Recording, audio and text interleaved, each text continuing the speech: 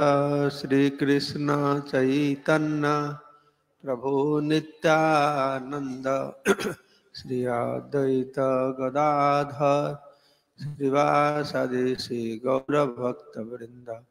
हरे कृष्ण कृष्ण कृष्ण हरे हरे हरे राम राम हरे हरे।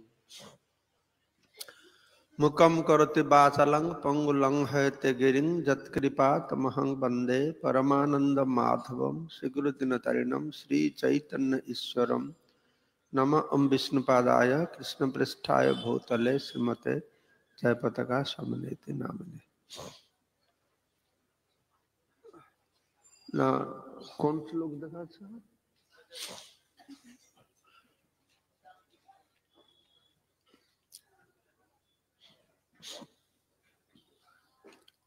তো আমি প্রথমে আমার এই চার্টটা দেখাতে চাই। চার্ট দেখাতে পারবে? আসছে না? এসেছিল তো?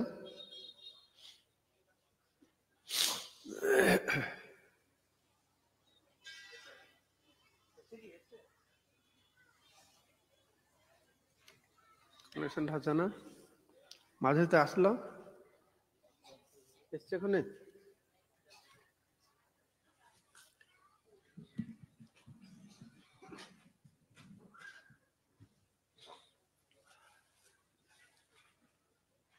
না আচ্ছা, আপনারা তো কালকে সব অনেক ভক্ত কালকে এসেছেন। প্রথম দিন আমি চার্টটা দেখিয়েছিলাম। যারা এই চার্ট প্রথম দিন দেখেনি আজকে দেখুন, যদি খাতা থেকে নোট করে নেবেন। ব্যাপারটা হচ্ছে এই ভগবত গীতাকে যত আমরা ভেঙে ভেঙে বুঝতে চেষ্টা করব, ভেঙে ভেঙে শুনতে চেষ্টা করব, তখন জিনিসটা আরো ভালো বোধগম্য হবে। ঠিক আছে? সেজন্য এই সম্পূর্ণ 72টা যে শ্লোক আছে সেটা আমরা এরকম ভেঙে ভেঙে করেছি। এটাকে আরো সহজ করা যেতে পারে। আমি মোটামুটি একটা করেছি, যেরকম আপনারা দেখছেন উপরে সাংখ্য যোগ আছে। সাংখ্য যোগ দুই ভাগে বিভক্ত করেছি। এটা সাংখ্য যোগ, এটা হচ্ছে আত্মজ্ঞান, এটা হচ্ছে বুদ্ধি যোগ, নিষ্কাম কর্ম, আত্মজ্ঞান লাভের পন্থা। আর 1 থেকে 10 নম্বর শ্লোক, সেটা হচ্ছে কিভাবে অর্জুনের প্রস্তুতি, জ্ঞান গ্রহণ করার জন্য প্রস্তুতি, সেটা এখানে নেই, এটা আমরা জুড়তে পারি।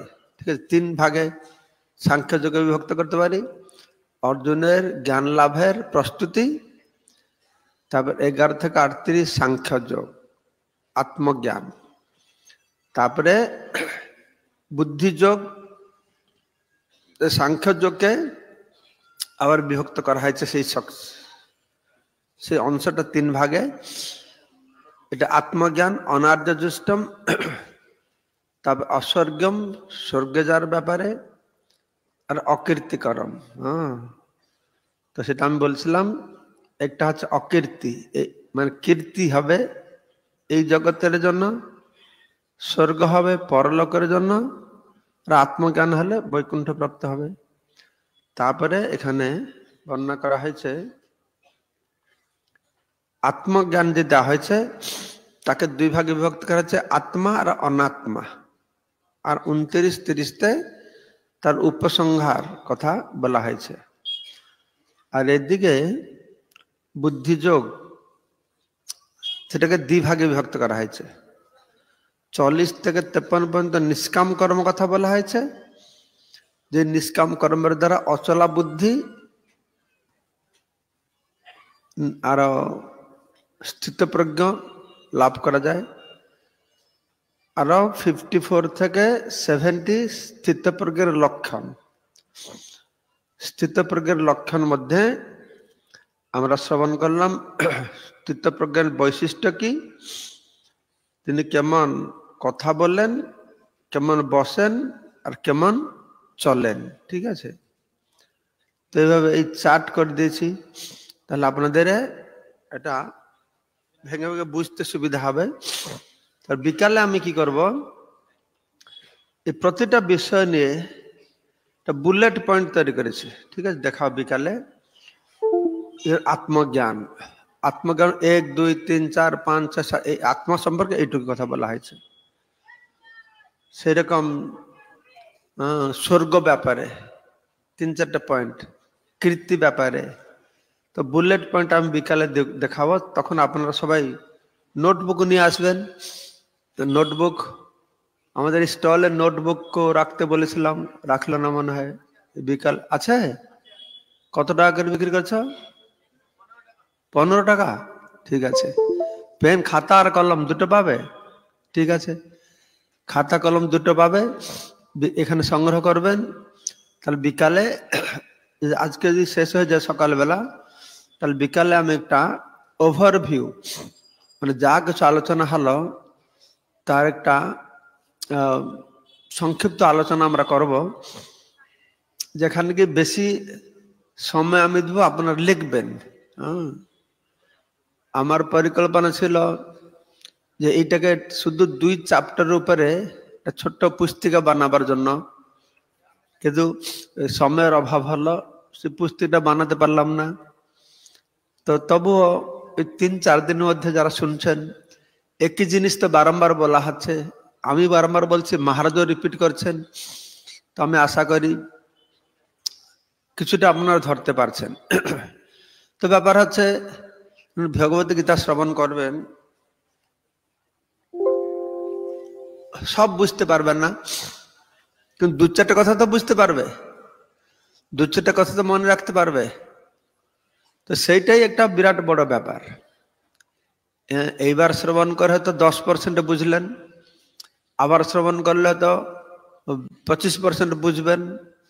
এরকম করে আস্তে আস্তে আস্তে শ্রবণের মাধ্যমে এবং এই গীতার জ্ঞানকে অনুধাবন করতে হবে, পর্যালোচনা করতে হবে, অনুধাবন করতে হবে, বুদ্ধি দিয়ে বিচার করতে হবে।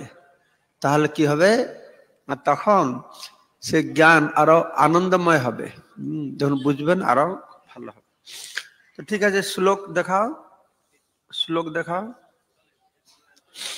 আমরা কালকে শ্রবণ করেছিলাম যে কিভাবে কিম আসিত, অর্জুনের যে প্রশ্ন কিম আসিত, তার উত্তর আমরা শ্রবণ করেছিলাম যে যুক্ত আসিত, যুক্ত আসিত মত পরহ, যুক্ত আসিত মত পরহ। তো অবস্থান করবে কিরকম না, আমার সঙ্গে যুক্ত হয়, সম্পর্কিত হয়।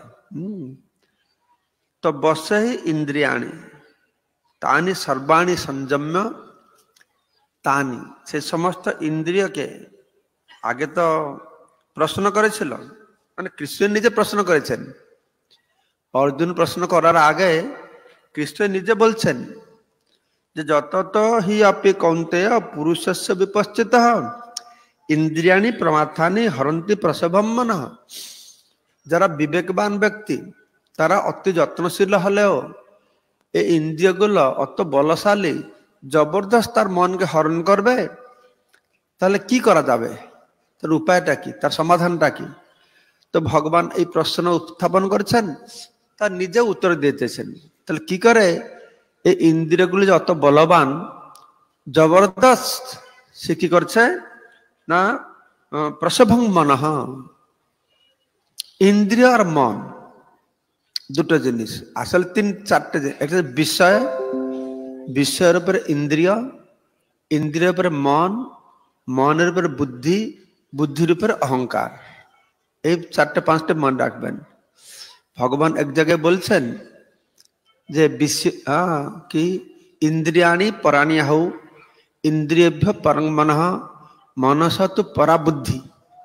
ইন্দ্রিয়াণি পরাণি হউ, ইন্দ্রিয় হচ্ছে শ্রেষ্ঠ। কার থেকে শ্রেষ্ঠ না, বিষয় থেকে শ্রেষ্ঠ। ইন্দ্রিয়াণি পরাণি হউ, ইন্দ্রিয়েভ্য পরং মনঃ, ইন্দ্রিয় থেকে কে শ্রেষ্ঠ, মন। মন থেকে ইন্দ্রিয়েভ্য পরং মনঃ মনস তু পরা বুদ্ধি, মন থেকে বুদ্ধি হচ্ছে শ্রেষ্ঠ, আর বুদ্ধি থেকে যে শ্রেষ্ঠ সে হচ্ছে তুমি বা আমি বা আত্মা। ঠিক আছে? তো সব সময় এই বিষয়, ইন্দ্রিয়, মন, বুদ্ধি, অহংকার, এই 5টা স্তর আমাদেরকে মনে রাখতে হবে। তো সেটাই ভগবান বর্ণনা করলেন যে ইন্দ্রিয় মনকে নিয়ন্ত্রণ করবে না মন ইন্দ্রিয়কে নিয়ন্ত্রণ করবে। যদি ইন্দ্রিয় কথা অনুসারে মন চলে আর মনের অনুসারে বুদ্ধি চলে তাহলে সমস্যা। আর এই সব কিছুর গোড়াটা কি? সব কিছুর গোড়াটা আছে অহংকার। অহংকারটা সব কিছু পরিচালিত করছে। সত্য অহংকার আছে, মিথ্যা অহংকার আছে। এরকম কাজ করে দৃষ্টান্ত দেখতে সে যে বিষয়, কি বিষয়? রূপ, রূপ, রস, গন্ধ, শব্দ, স্পর্শ, 5টা বিষয় আছে। আর 5টা ইন্দ্রিয়ের দ্বারা, জ্ঞানেন্দ্রের দ্বারা জ্ঞান লাভ করে। ফুল দেখলো বিষয়, তাকে জ্ঞানেন্দ্রিয় চক্ষু দ্বারা দর্শন করলো। চক্ষু কি করবে? চক্ষু তখন মনকে বলবে সুন্দর ফুল আছে। ফুলটা তখন মন কি করবে? কর্মেন্দ্রিয় হাতকে বলবে ফুলটা তোলো। তো তারপরে তোলার পরে কি করবে? তখন মন বুদ্ধির সাহায্য নেবে, বুদ্ধি বিচার করবে যে ফুলটা নিয়ে কি করবে। বুদ্ধির সাহায্য নেবে। বুদ্ধিটা পরিচালিত হচ্ছে অহংকারের দ্বারা। যদি সত্য অহংকার দ্বারা পরিচালিত হয়ে থাকে তাহলে সে বুদ্ধি মনকে বলবে আর মন হাতকে বলবে তুমি ফুলটা নিয়ে রাধা মাধবের চরণ কমলে দাও। যদি মিথ্যা অহংকার দ্বারা পরিচালিত হচ্ছে, মিথ্যা অহংকার মানে কি? আমি শরীর। সত্য অহংকারটা কি? আমি ভগবানের দাস। তো মিথ্যা অহংকার দ্বারা যদি বুদ্ধি পরিচালিত হবে তাহলে সে মনকে সেরকম কলুষিত করবে। তো মন হাতকে বলবে, হাত হচ্ছে কর্মেন্দ্রিয়। আমাদের 5টা জ্ঞানেন্দ্রিয় আছে, 5টা কর্মেন্দ্রিয় আছে। তুমি হাতকে বলবে তুমি নিয়ে নিজে শুনবে বা তোমার বান্ধবীকে বা বন্ধুকে দেবে। এইরকম সমস্ত কর্ম সঞ্চালিত হচ্ছে। তো সমস্যা হচ্ছে ইন্দ্রিয়ের পিছনে যদি মন দৌড়ায় তাহলে সমস্যা হবে। তো মনের দ্বারা ইন্দ্রিয়কে নিয়ন্ত্রণ করতে হবে। তো ইন্দ্রিয় তো দুর্বার। ইন্দ্রিয় দুর্বার আগেই অর্জুন বলে দিয়েছে এই ইন্দ্রিয় অত্যন্ত দুর্বার। আর এখানে ভগবানও বলছেন ইন্দ্রিয়াণি প্রমথানি হরন্তি প্রসভম মনঃ। মন ইন্দ্রিয়কে নিয়ন্ত্রণ করার কথা, কিন্তু ইন্দ্রিয়গুলো অত দুর্বার, অত প্রমথানি। তো বলা হচ্ছে তাহলে কি করে না হরন্তি প্রসভম মনঃ, জবরদস্ত মনকে টেনে নিয়ে আছে ওইদিকে। তো ইন্দ্রিয়কে কি করে আমি সামাল দেব? যে সামাল দেওয়ার জন্য তানি সর্বাণী, সেই সমস্ত, তানি সর্বাণী মানে কি? সমস্ত ইন্দ্রিয় সমূহকে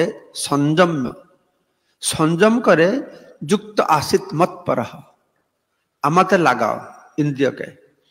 বসহি যস্য ইন্দ্রিয়াণী, এইভাবে ইন্দ্রিয়কে আমার সঙ্গে যুক্ত করার মাধ্যমে, আমার মধ্যে বসিয়ে রাখার মাধ্যমে, বসেহি যস্য, যার ইন্দ্রিয় বশীভূত হয়, তস্য প্রজ্ঞা প্রতিষ্ঠিতা, তার প্রজ্ঞা, তার বুদ্ধি সেটা হচ্ছে প্রতিষ্ঠিত বা স্থির।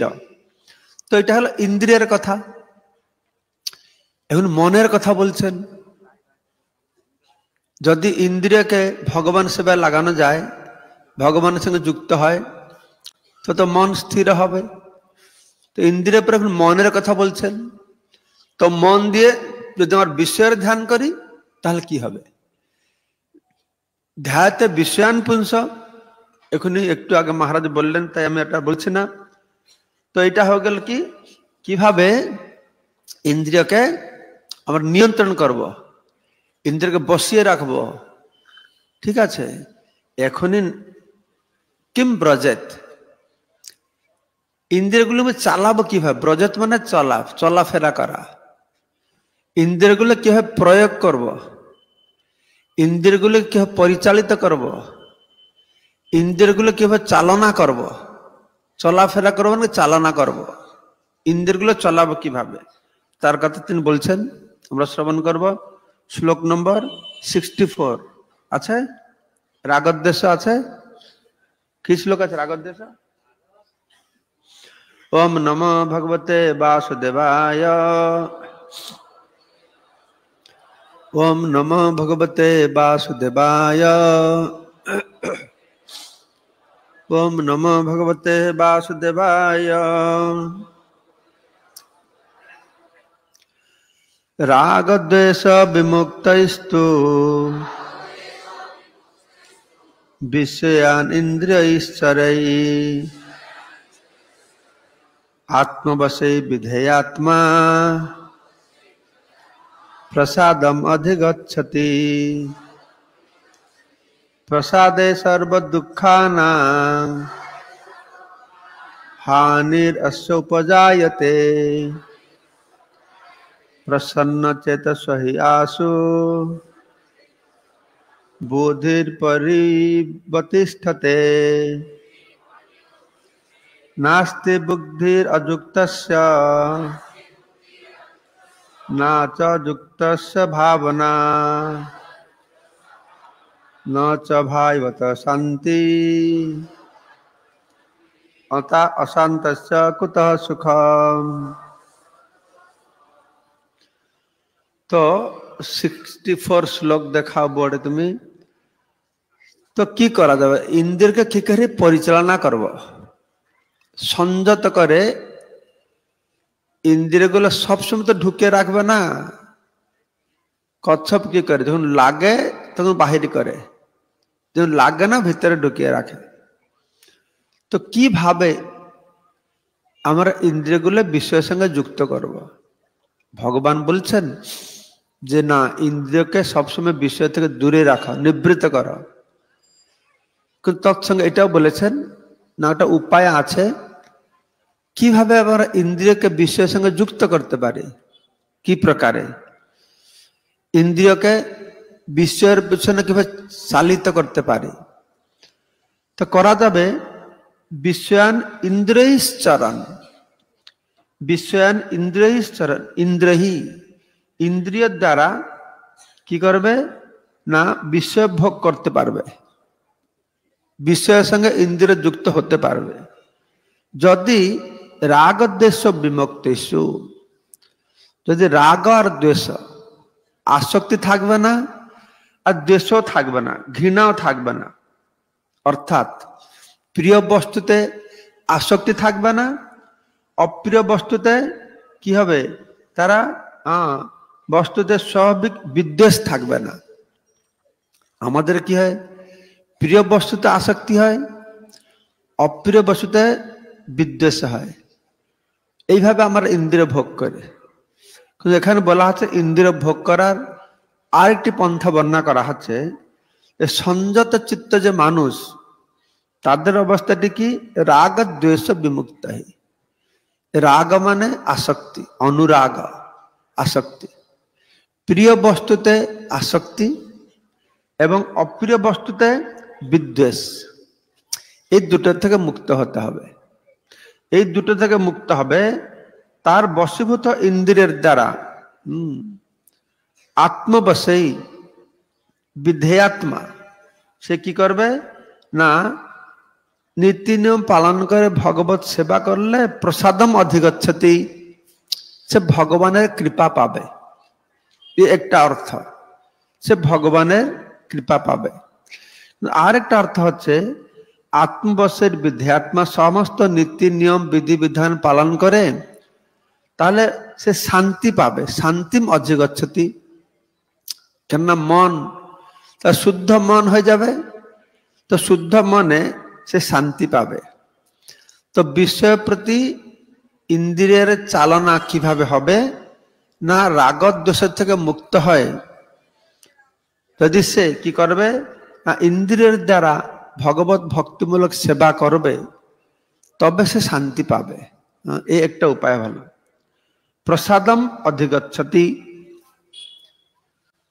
प्रसादम माने दुटे अर्थ से शांति पावे भगवान कृपा पावे प्रसाद माने भगवान कृपा प्रसादम अधिगच्छति तापरे 65 श्लोके बोलছে সেই প্রসাদ পেলে কি হবে বা মনে শান্তি পেলে কি হবে প্রসাদে সর্ব দুঃখানাম হানির অস্য উপজায়তে সেই মন শান্তিতে থাকলে কি হবে সমস্ত দুঃখ ত্রিতাপ ক্লেশ দুঃখ এই ইন্দ্রিয় থেকে যে দুঃখ অনুভব হয় তো সেই শান্তি মনে সে ইন্দ্রিয়ের দুঃখ আর সে লাভ করবে না তখন কি হবে মনে শান্তি হবে আর প্রসন্ন চেত চিত্ত প্রসন্ন হবে তো যখন প্রসন্ন চেত সহি আশু বুদ্ধির পরি অবতিষ্ঠতে পরি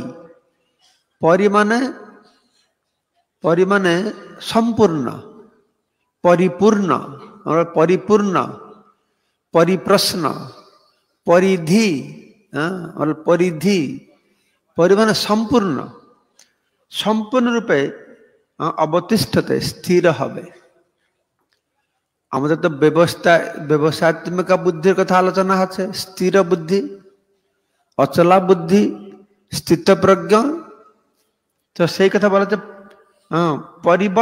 परिवर्तिष्ठते बुद्धि बुद्धि स्थिर हबे कखन स्थिर हबे ना शांति मने शांति और चित्ते प्रसन्नता मति पावे चित्ते प्रसन्नता पावे तो मने शांति पावे ना से जदि प्रिय वस्तुते आसक्ति अप्रिय वस्तु द्वेष मुक्त भोग कर विषय भोग करबे कि करे विषय भोग करबे ना आत्मवशय विधेयात्मा से भगवान रे सेवाए आमाके कि भालो लागे आमाके कि भालो लागे ना सेटार विचार ना करे भक्त की करे एखाने जे बला आछे प्रिय वस्तुते आसक्त हबे ना अप्रिय वस्तु प्रति विद्वेष करबे ना এটা কখন সম্ভব হবে না আমি যা করব ভগবান জন্য করব বাস আমাকে কোনটা ভালো লাগে লাগে না তার উপর নির্ভর করছে না ভগবানের যেটা ভালো লাগে সেটা যদি করবে তাহলে কি হবে না প্রসাদম অধিগচ্ছতি সে মনে শান্তি পাবে শুধু মনে শান্তি পাবে তা নয় সে ভগবানের কৃপা পাবে तो मन शांति हले कि हबे तार समस्त इंद्रिय अनुभूत दुख थके से मुक्ति पावे मन शांति हले इंद्रिय दुख दूर हबे सर्व दुखानाम हानिर अस्य उपजायते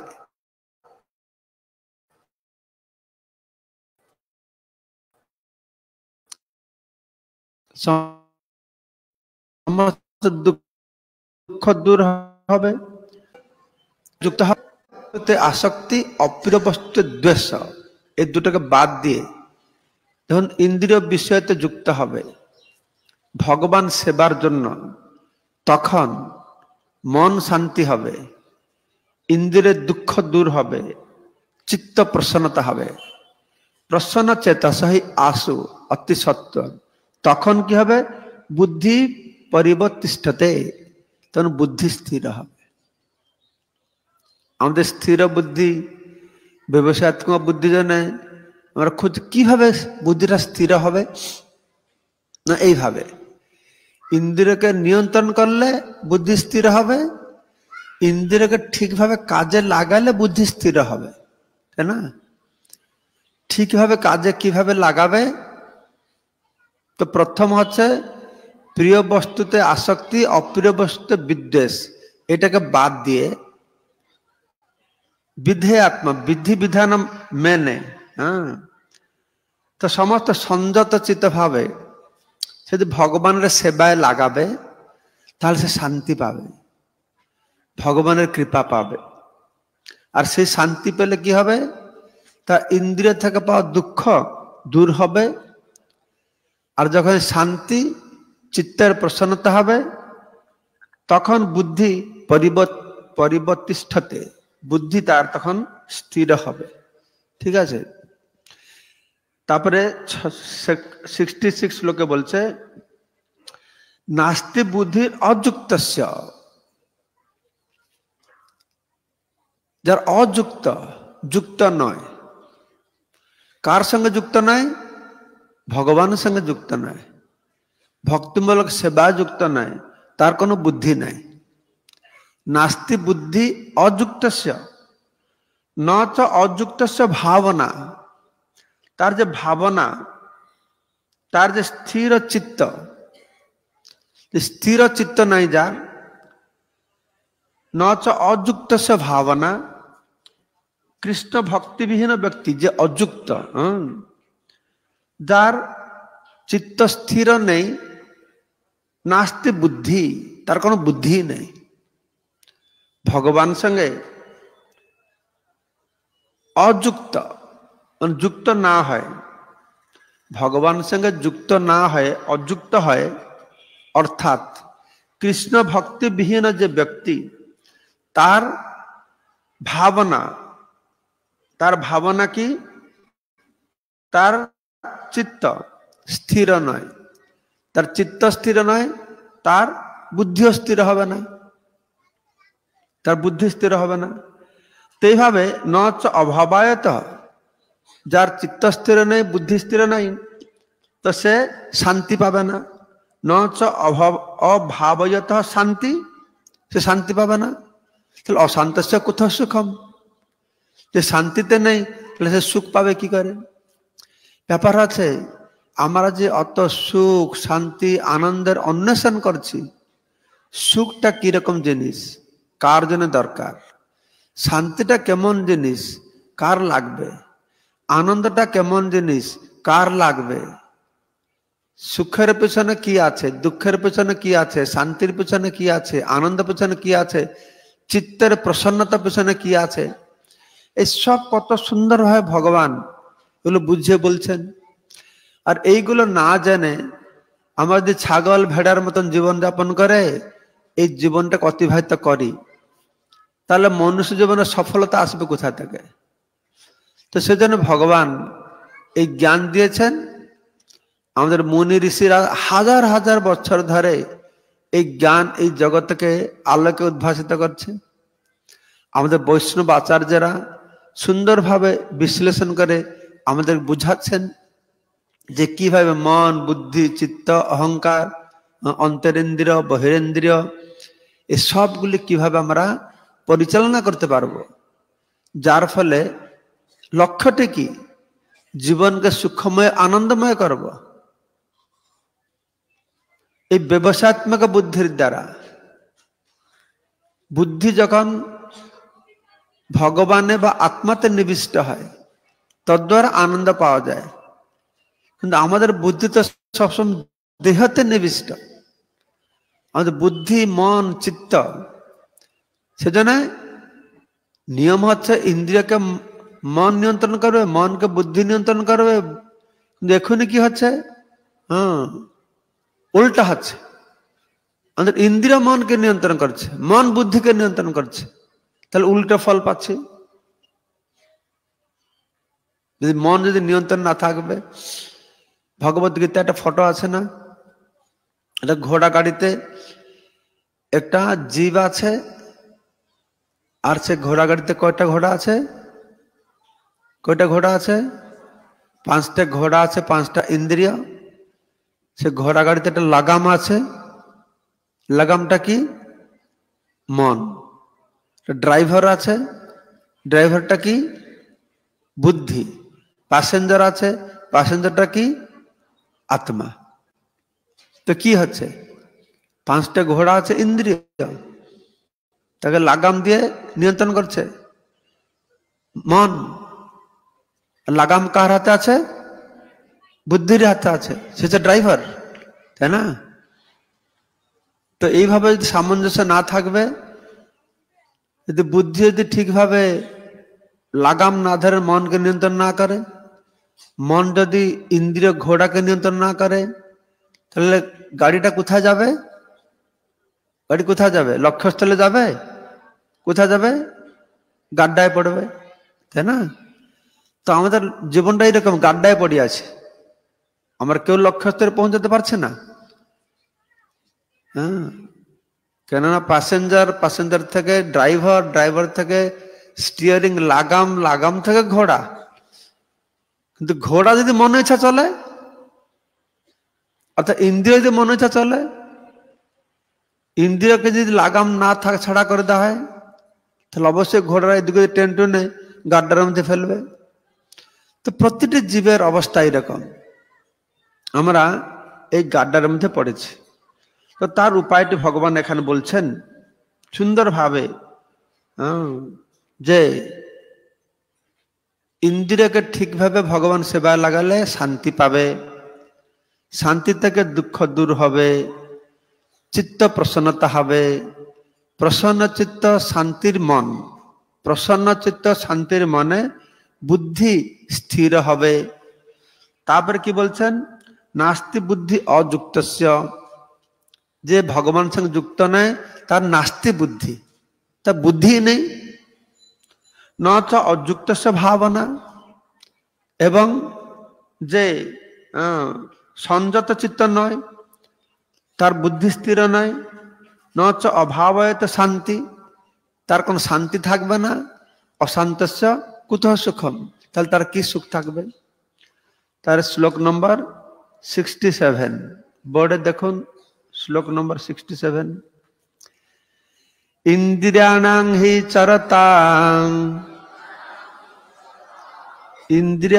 হি চরতাং যত মনঃ অনুবিধীয়তে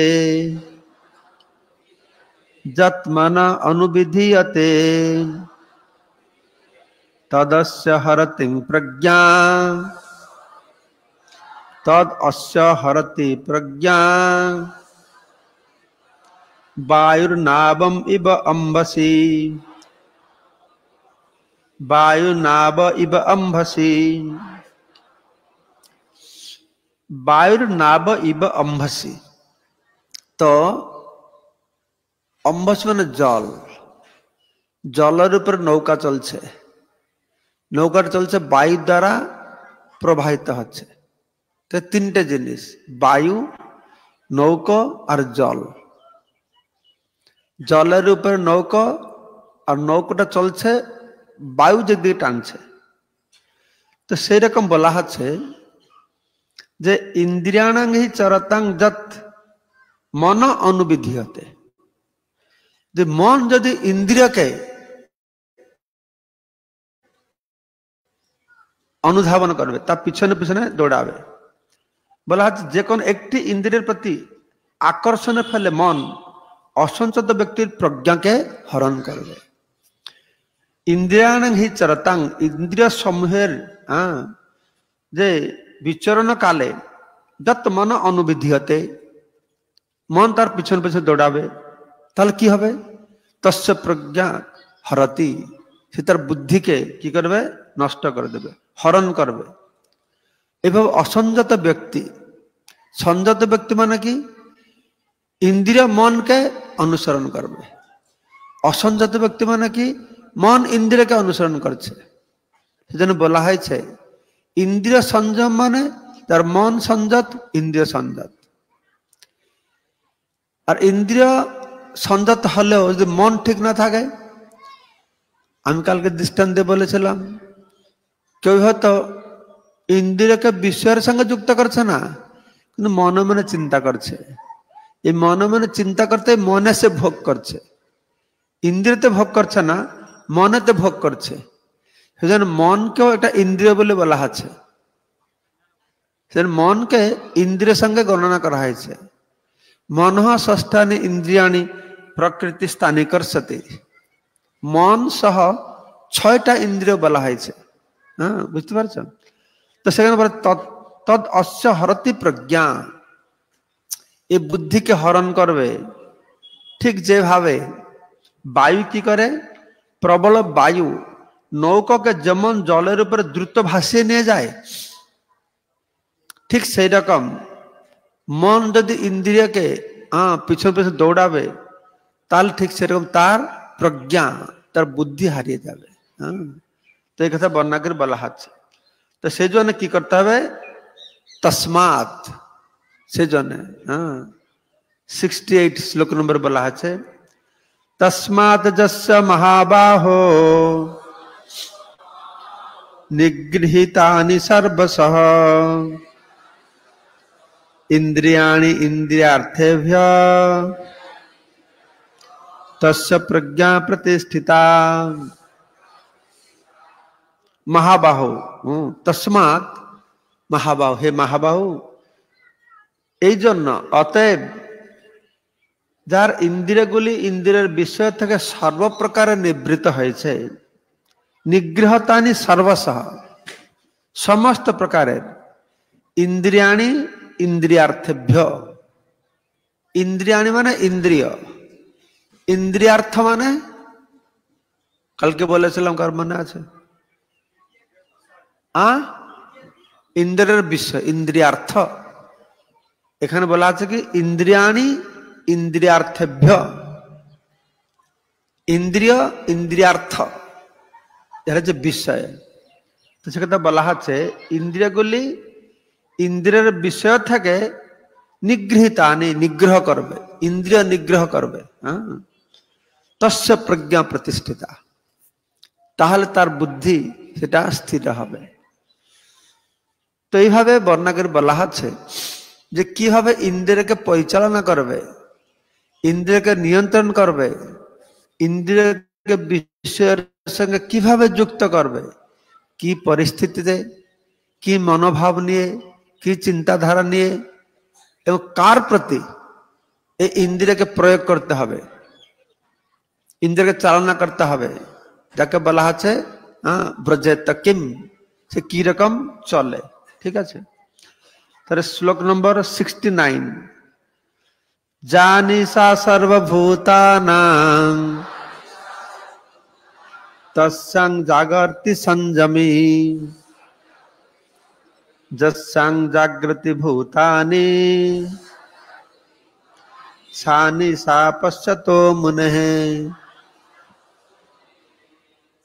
तो एर अनुवाद प्रभुपाद बोलছেন समस्त जीवेर पक्षे जा रात्रि स्वरूप स्थितप्रज्ञ से रात्रिते जागरित थाके आत्मबुद्धिनिष्ठ आनंद के साक्षात अनुभव करें और जखन समस्त जीवेरा जेगे थाके तखन तत्वदर्शी मुनिर निकट ता रात्रि स्वरूप जानिसा सर्वभूतानां समस्त साधारण जीवेर जन्य जेटी रात्र तस्यां जागर्ति संयमी संयमी व्यक्ति स्थितप्रज्ञ व्यक्ति तो जाग्रत थाके। ठीक है जस्यां जागृति भूतानि जखन साधारण जीवेरा जेगे थाके सा निशा पश्यत मने सेटाके मुनि ऋषिरा बा स्थितप्रज्ञ सेटाके रात्रे अंधकार बोले मन है এটা একটু বুঝতে হবে মন দিয়ে শুনতে হবে। ঠিক আছে তো জানিসা সর্বভূতানাং তস্যাং জাগর্তি সংযমী যে স্থিতপ্রজ্ঞ জেগে আছে স্থিতপ্রজ্ঞ কখন জেগে আছে কিভাবে তার জাগ্রতটা আমরা তেমনি সাধারণভাবে লোকেদেরকে বলি যে ভক্তরা যখন ঘুমায় তখন অভক্তরা জাগে আমরা যখন রাতে 9টা 10টা ঘুমাতে যাব তখন সব ক্লাবে যাবে আড্ডা মারবে মদ খাবে বা বাড়িতে ফিরে আসে টিভি দেখবে নাকি এটা করে না আর আমরা যখন ঘুম থেকে উঠবো 3টের সময় তারা তখন তার ঘুমাতে যাবে এটা হয় না। তো সাধারণভাবে দেখতে গেলে ভক্তরা যখন ঘুমিয়ে থাকে তখন কর্মীরা জাগ্রত থাকে আর ভক্ত যখন জাগে তারা তখন ঘুমায় এই সাধারণ অর্থে। কিন্তু এখানে কি অর্থ বলা হচ্ছে শুনুন आत्मबुद्धिनिष्ठ आनंद के साक्षात अनुभव करे तो स्थितप्रज्ञ व्यक्तिरा तादेर बुद्धिटा तो आत्मनिष्ठ তখন তারা ভগবান সেবা থেকে তারা আনন্দ পাচ্ছে। তো তখন সে যে আনন্দ পাচ্ছে, যারা সাধারণ মানুষ, তারা দেহাত্ম বুদ্ধি, তারা তাদের জন্য রাতের মতন, যে শুয়ে থাকলে যেন মানুষ বুঝে না কি হচ্ছে, ঠিক সেই রকম ভক্তরা যে কি আনন্দ পাচ্ছে অভক্তরা বুঝতে পারে। তারা তো মনে করে বাপ রে বাপ, এই ইস্কনের ভক্ত হলে বড় কষ্ট, সে ভোর 4টায় উঠতে হবে, ইয়ে করতে হবে। তাদের জন্য তারা বুঝতে কি যে আনন্দ পাচ্ছে ভক্তরা, তারা বুঝতে পারছে? তারা বুঝতে পারছে না। সেই জন্য ভক্তের জন্য যেটা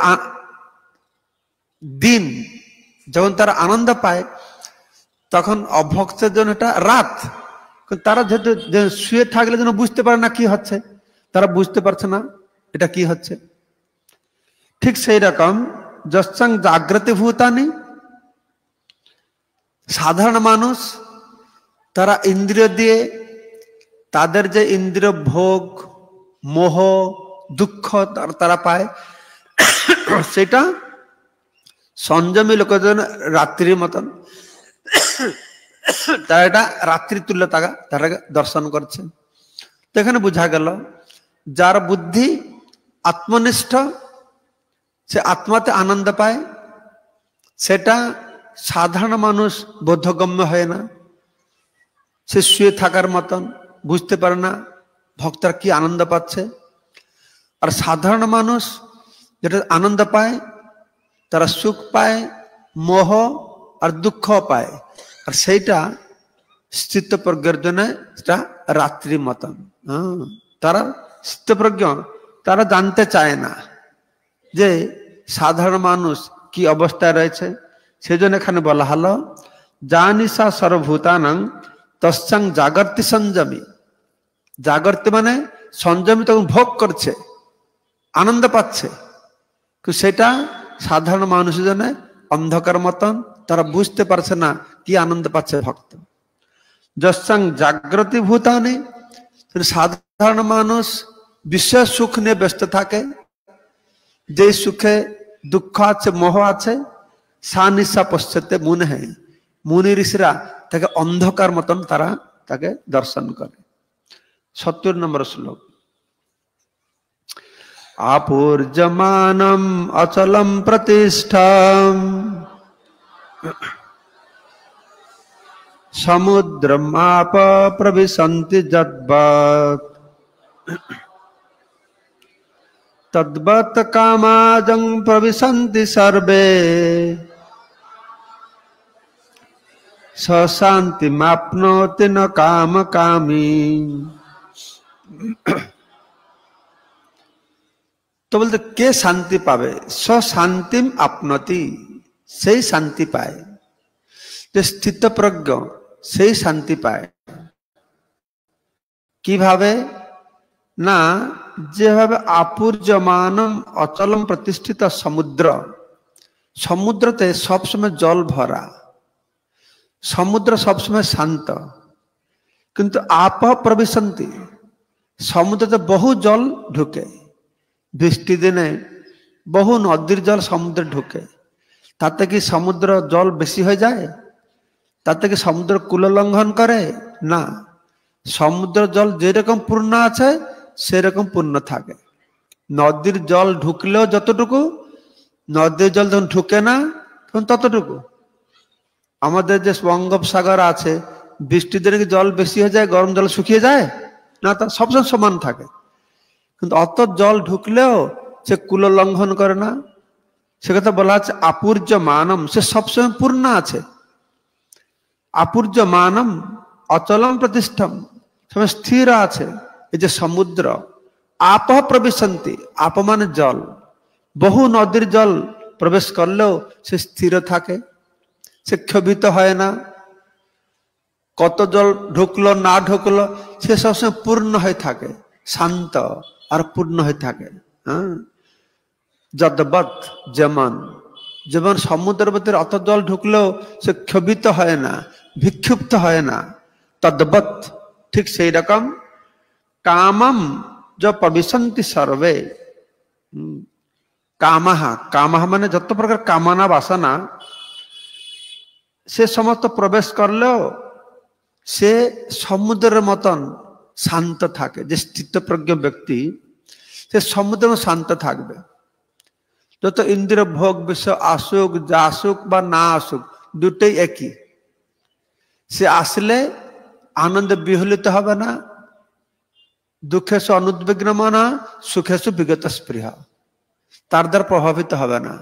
कत पेलाम कत हारालाम बीत राग भय क्रोध। बीत माने मुक्त, कोथा থেকে मुक्त राग आसक्ति থেকে मुक्त। जैसे आसक्ति থেকে मुक्त विषय प्रति बीत राग भय তাই हाराले तार भय नहीं, चोरी करले क्रोध नहीं, बीत राग भय क्रोध से सब समय शांत থাকবে। যত ইন্দ্রিয় ভোগ বিষয় আসলেও শান্ত থাকবে, না আসলেও শান্ত থাকবে। কি রকম না ঠিক সমুদ্র যেরকম শান্ত থাকে। তদ্বৎ কামঃ যং প্রবিশন্তি সর্বে স শান্তিম আপনতি, সেই শান্তিতে থাকবে। ন কামকামী ন কামকামী বিষয়কামী ব্যক্তি সে শান্তি থাকবে না। তাই ভগবান কিভাবে শান্তি থাকা যাবে, কে শান্তি পাবে কে শান্তি পাবে না সেগুলি বর্ণনা করে বললেন। তো 71 71 শ্লোক বলা আছে বিহায় বিহায় কামান য সর্বান পুমান চরতি নিষ্প্রিয় निर्मम निरहंकार स शांतिम अधिगच्छति। तो के शांति पावे ना विहाय कामान सर्वान। विहाय काम, विहाय माने परित्याग करे समस्त प्रकार कामान। कामान माने विषय भोगेर बासना। काम माने की निजेंद्र प्रीति बांछा। बांछा माने की বাসনা। নিজের ইন্দ্রিয়ের প্রীতির বাসনা করাকে বলে কাম। এখানে বলা আছে বিহায় কামান, এই সমস্ত কামনা বাসনাকে পরিত্যাগ করে য সর্বান পুমাং চরতি নিষ্প্রিয়, সে কি করছে নিষ্প্রিয় হয়ে আছে, বিষয় ভোগের প্রতি নিষ্প্রিয় হয়ে সে রয়েছে। আর নির্মম নিরহংকার, মমতা अहं ए बुद्धि शून्य। अहं माने आमी, अहंकार। निर्मम माने न मम, मम माने आमार, निर्मम माने आमार नय। तो निर्मम भाव, निर्मम निरहंकार माने अहं मम बुद्धि থেকে মুক্ত। अहं माने आमी, मम माने आमार। এই আমি আমার এই বুদ্ধিতে যে বিষয় বাসনা তাকে বিহায়, তাকে পরিত্যাগ করে পুমান চরতি যে ব্যক্তি বিচরণ করে সে শান্তিম অধিগচ্ছতি, সেই শান্তি লাভ করতে পারবে। তো এই পর্যন্ত এই শ্লোকের মাধ্যমে ভগবান আমাদের বললেন আমাদের ইন্দ্রিয়কে কি করে পরিচালনা করব। তো এই সব কিছু শেষ কথা আছে এই একটাই শ্লোকে। এই অধ্যায়ে ভগবান বলছেন x formula, algebra x formula আছে। তার এই ফর্মুলাটা কি না সব সময় আমাদের মন, বুদ্ধি, ইন্দ্রিয়, অহংকার এই সবকে যদি ভগবান সঙ্গে আমরা যুক্ত রাখি তাহলে এই সমস্ত সমস্যার সমাধান হতে পারবে, যেটা কি আমরা করছি। এই অত জ্ঞান জানার পরে যেটা করতে হবে, এই জ্ঞান না জানেও প্রভুপাদ আমাদের সেই কাজটা করিয়ে দিয়েছেন। প্রভুপাদ এই তো জ্ঞান জেনে একটা মানুষ যা করবে, এই জ্ঞান না থেকেও যদি প্রভুপাদ যেটা বলছেন সকাল 4টায় উঠো, মঙ্গল আরতি করো, তুলসী আরতি করো, জপ করো, ভাগবত পাঠ করো, প্রসাদ পাও, সেবায় যাও, সন্ধ্যা আরতি করো, গীতা পাঠ করো, প্রসাদ পাও, ঘুমাও। তো সারাটা দিন কি হলো? মন, ইন্দ্রিয়, বুদ্ধি কোথায় লাগলো? তাহলে কি হলো? ব্যবসায়িক বুদ্ধি হলো না, স্থিতপ্রজ্ঞ হলো না। তো সেটাকে কেউ সিরিয়াসলি করে, কেউ খামখেয়ালিতে করে। আমরা নাকি আমরা কেউ খামখেয়ালি ভাবে করি, কেউ সিরিয়াসলি করে।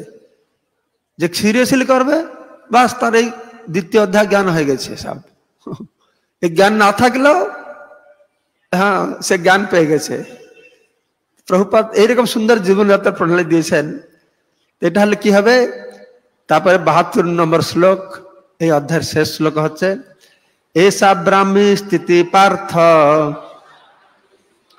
নৈনং প্রাপ্য বিমুহ্যতি। এসা ব্রাহ্মী স্থিতি পার্থ নৈনং প্রাপ্য বিমুহ্যতি। স্থিত্বা अस्याम অন্তকালেপি স্থিত্বা अस्याम অন্তকালেপি ব্রহ্ম নির্মাণম ইচ্ছতি ব্রহ্ম নির্বাণম ইচ্ছতি। এইটা হচ্ছে এই অধ্যায়ের শেষ শ্লোক। তা আগামীকালকে আমরা পালন করতে যাচ্ছি গীতা জয়ন্তী, যে তিথিতে আজকে থেকে প্রায় 5000 বছর পূর্বে ভগবান শ্রীকৃষ্ণ কুরুক্ষেত্র রণাঙ্গনে এই গীতা জ্ঞান দিয়েছিলেন সারা জগতের কল্যাণের জন্য। তো আগামী বছর আমরা পালন করতে আছি ভগবানের 5250 বছর পূর্তি পালন হবে। তো ভগবান আর ভগবানের কথা এক, কোনো পার্থক্য নেই। তো সেই জন্য ভগবানের কথার সঙ্গে যুক্ত হওয়ার জন্য কালকে আমি বলেছিলাম আমাদের 7 লক্ষ গীতার লেখন মহাযজ্ঞ কালকে অনেক পূর্ণ করেছেন, ফর্ম পূরণ করেছেন। 333 টাকা দিয়ে আপনার রেজিস্ট্রেশন করে এই বিশ্বব্যাপী মহাযজ্ঞতে যোগদান করতে পারবেন। আপনাদের 3টে বই দেওয়া হবে, একটা গীতা শ্লোক সহ ডায়েরি মতন, যেখানে প্রতিদিন 2-3টে শ্লোক লিখবেন। আরেকটা হরিনাম লেখার জন্য খাতা দেওয়া হবে, প্রতিদিন একটা লাইন হরিনাম লিখবেন। আর যখন লেখা হয়ে যাবে 1-1.5 বছর লাগবে, বা 1 বছর যে যখন শেষ হবে মায়াপুরে নিয়ে এসে রাধা মাধবকে সেটাকে অর্পণ করে চরণ কমলে, সেটা গুরু মহারাজের সিগনেচার জন্মভূ সই করবে। সে জীবনের অমূল্য সম্পদ নিয়ে বাড়িতে স্থাপন করবেন। 333 টাকা বড় জিনিস নয়, কিন্তু এই যে নিষ্ঠা করে লিখবেন প্রতিদিন, এইটাই এই সংযমতা আনবে। আমি প্রতিদিন 2টো গীতার শ্লোক লিখব। এতে কি হবে? ইন্দ্রিয় কাজ করবে, মন কাজ করবে, বুদ্ধি কাজ করবে, সবকিছু আমাদের নিয়ন্ত্রণে আসবে। তো তাতে আমাদের সবার কল্যাণ হবে। যারা কালকে করতে পারেননি আজকে অবশ্যই করবেন। আমিও কিছু সময় থাকবো, অবশ্য আপনারা থাকবেন না কেউ, তাই না? আমি তো থাকবো, আপনারা থাকবে না। সবাই তো প্রসাদের জন্য দৌড়াবে এখনই। তো ঠিক আছে, যারা যারা থাকবে তারা নেবেন, নাহলে বিকালেও নেবেন। আমি চাই আগামীকালকে গীতা জয়ন্তী, যারা গীতা যত ভক্ত এখানে উপস্থিত হয়েছেন সবাই যেন এই মহাযজ্ঞতে যোগদান করে কালকে এই গীতা লেখা শুরু করবেন। ঠিক আছে, কালকে গীতা লেখা শুরু করবেন। তাহলে 365 ডেজ 700 শ্লোক আছে। দিনে কয়টা শ্লোক হবে? 2টো করে শ্লোক লিখবেন। তাহলে আগামী বছর গীতা জয়ন্তী এসে সেটা কি করবে? রাধা মাধবকে অর্পণ করবে। এই সংকল্প করে এই ভগবানের কাছে আশীর্বাদ ভিক্ষা করে নিয়ে যাবেন। কালকে লেখা শুরু করবেন, সবাই করবেন। আর যারা নিয়েছেন আর অপরকেও উদ্ভূত করাবেন। তো এই শ্লোকে, শেষ শ্লোকে ভগবান বলছেন এর ফল কি হবে? এই অত যে পাঠ করা হলো, এতে ফল কি হবে না? এইসব ব্রাহ্মী স্থিতি পার্থ, হে পার্থ, এই ব্রাহ্মী স্থিতি, এই চিন্ময় স্তরে উন্নীত হলে না এনং প্রাপ্য বিমুহ্যতি, তাহলে কি হবে না সে আর মোহিত হবে না। এই প্রকার স্থিতিকেই ব্রাহ্মী স্থিতি বলে। তাকে কি হবে না এই স্থিতি লাভ করলে আর মোহপ্রাপ্ত হবে না।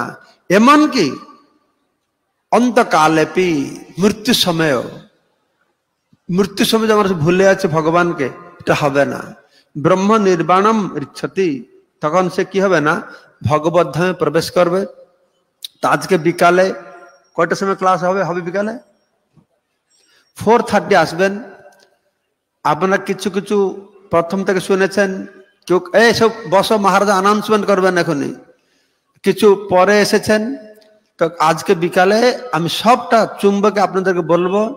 তো অবশ্যই 4:30 সবে আসবেন 4:30 থেকে আমরা 5:30 পর্যন্ত আলোচনা করব 1 ঘন্টা। আর যারা যারা পাবেন খাতা কলম নিয়ে আসবেন। তখন আমি বেশি লম্বা কথা বলবো না, আপনাদেরকে বলবো আর লেখারও সুযোগ দেব, ঠিক আছে? জয় শ্রী প্রভুপাদ কি, সমবেত ভক্ত বৃন্দ কি, গৌর প্রেমানন্দে। আর একটা ঘোষণা, আপনারা যারা এসেছেন গীতা যজ্ঞতে, অনেকটা আমাদের গীতা একাডেমির সঙ্গে যুক্ত আছেন। তো আমরা গীতা স্টাডি কোর্স করেছি। কারা কারা গীতা স্টাডি কোর্সে যোগদান করেছেন? কোর্স খুব কম করেছেন, অনেক আপনারা করেন না। আপনারা মনে করছেন আমার ঘরে তো গীতা আছে, পড়লে হবে। এটা শোনার পরে কি মনে হচ্ছে? গীতা পড়লে হবে? পড়লে হবে না, এটা অধ্যয়ন করতে হবে, অধ্যবসায় করতে হবে। গীতা স্টাডি কোর্স আছে, ওইখানে ফর্ম ফিল আপ করবেন। এটা বিশেষ বই দেওয়া হবে, এই প্রশ্ন উত্তর আছে। প্রতি 6 মাসের কোর্স, 2 মাসে উত্তর পাঠাবেন, শেষে পরীক্ষা হবে, সার্টিফিকেট দেওয়া হবে। এটাও যেন আজকে আপনারা বহু সংখ্যায় এই গীতা কোর্স করেন, সেটার জন্য চেষ্টা করবেন আপনারা। হরে কৃষ্ণ। হরে কৃষ্ণ।